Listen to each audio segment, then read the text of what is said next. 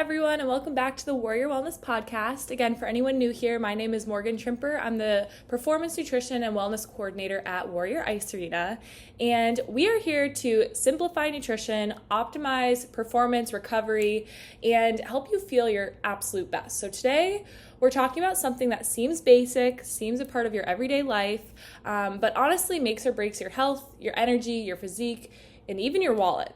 So today we're deep diving into grocery shopping 101. Because here's the truth, if your kitchen isn't set up for success, neither are you. So today I'm going to walk you through exactly how to grocery shop like a pro. So what to buy, how to plan, looking at your schedules, how to avoid wasting money, and how to make your grocery shopping fast, efficient, and aligned with your goals. We're all busy in our everyday lives and don't have hours to spend at the grocery store, so let's make it efficient. So let's get into it. First, we're just going to address why grocery shopping matters. So before we even get into the strategy piece, let's zoom out. And your kitchen is your environment. You decide what goes in there, whether it's balanced, whether we have a variety of foods, what those options are, and if those options will support our body. So we're setting ourselves up for success by really putting attention into what we bring into our environment. If you open your fridge and see no protein, random snacks, nothing you can actually make a meal out of, you're going to default to takeout, convenience foods, and under eating and feeling kind of like garbage. So we want to stock our fridge, stock our environment with things that are going to help promote a healthy balance in our life, help our body with performance, recovery, and really give us the energy we need to get through the day. So we really want to be intentional with how we stock our environment, how we stock our fridge, our pantry, and the options we give ourselves. Everything changes when you do that. You have better energy, you have better digestion, your body composition, you're less stressed during the week because you've planned ahead, you have meals ready to go. So those are really the benefits of assessing what we currently have in our pantries and our fridge and what we've brought into our environment and how we can really make that match our goals and our lifestyle. So grocery shopping isn't just a task, but it's a performance habit.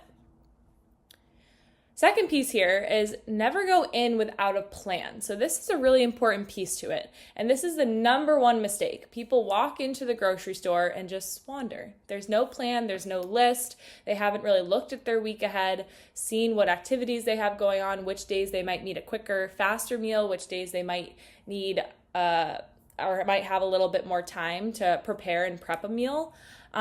So typically we grab what looks healthy and what sounds good in the moment and what we think we might need. So we tend to go for foods that maybe aren't as nutrient dense, meals that don't really come together. So we don't have each piece of those macronutrients, our protein, our carbohydrates, and our fats.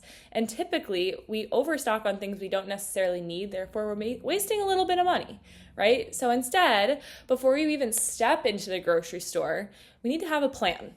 So we're going to break this down a little bit. Step one here is plan 3 to 5 core meals for the week. Not 20, not perfection, just a few go-to meals. And think about your macronutrients that we've talked about before.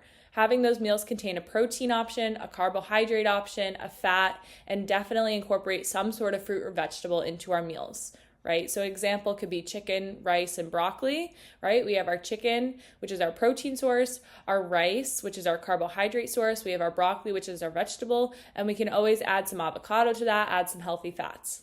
Same thing with salmon, potatoes, asparagus, right? Salmon is doubled down on a great fat source, great omega-3s. Protein option, definitely salmon is a protein-dense food. We have potatoes for our carbohydrate and asparagus for our vegetable. Ground turkey bowls. This one's kind of like a Chipotle-inspired bowl, but you can always switch out the protein, so it doesn't have to be ground turkey. You could do ground beef, you could do shrimp. There's a lot of options that you can make it more customizable, but some sort of protein option with your rice or your potatoes, load it up with your veggies, maybe sprinkle a little cheese on top, have that avocado for your healthy fats. That's another great option.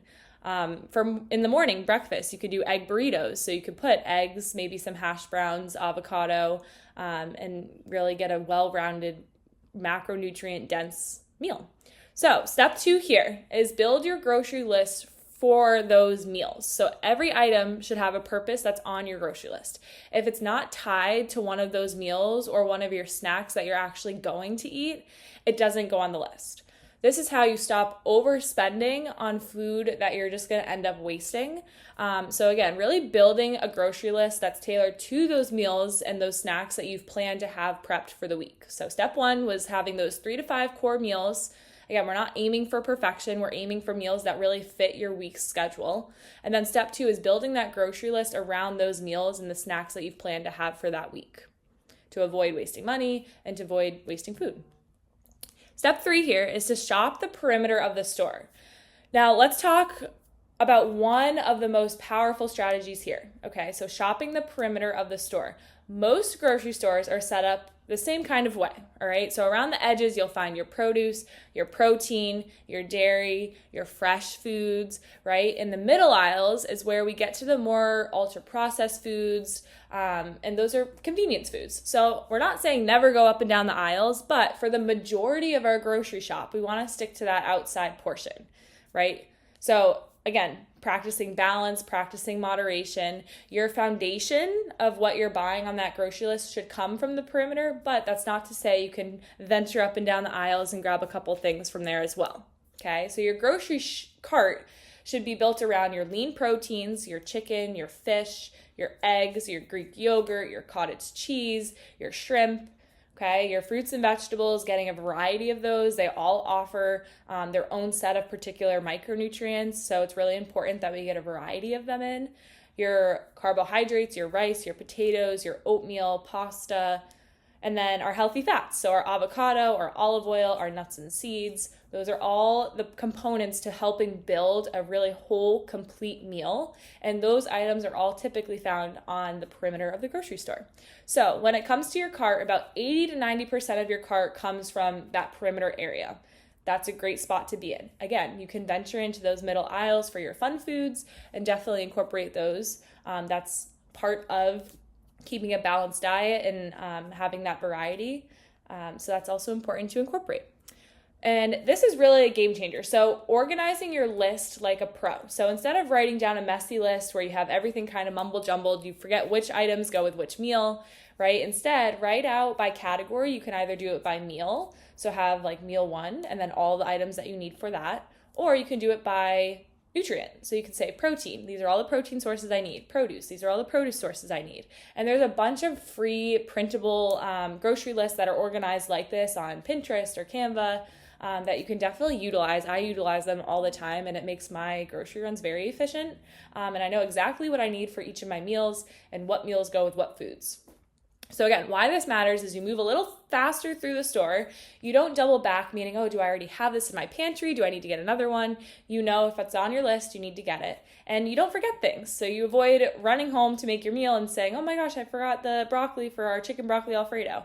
So it avoids you having to go back into the grocery store. So you're in and out efficiently, effectively, and with all the items that you know you need for that week's meal prep. Okay, so this turns your grocery shopping from a 45-minute chaotic experience into a 15 or 20-minute focused routine with all the foods that you know you're getting that are are going to be fueling your body.